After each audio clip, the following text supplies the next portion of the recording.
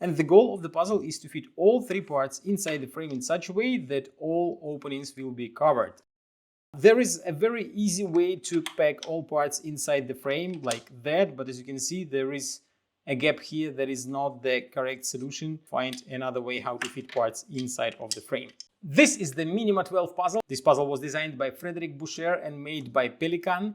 Difficulty level of this puzzle is 9 out of 10 on a Puzzle Masters difficulty scale that runs from 5 to 10. If you like this puzzle and you want to buy it, go to puzzlemaster.ca and don't forget to subscribe if you want to see more videos from Puzzle Master. First of all, we have to find a way how the puzzle will be inside of the frame, and you put them like that. As you can see, there are 2 gaps left, but you won't see them since one will be covered here, another one in this corner, so you don't see them because of the frame. You start with this piece, put it inside, then you move it 1 step forward, and here a rotation is possible. You rotate the piece like that and drop it to the left and up.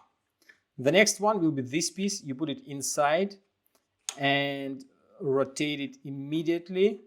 This opening and this opening will help you to rotate the piece and leave it up there. Then you grab this piece, put it inside to the right.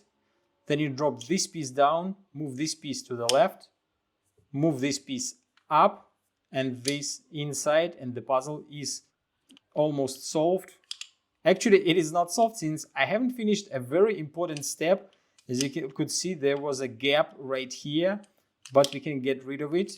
All we have to do now is to rotate this top piece once like that.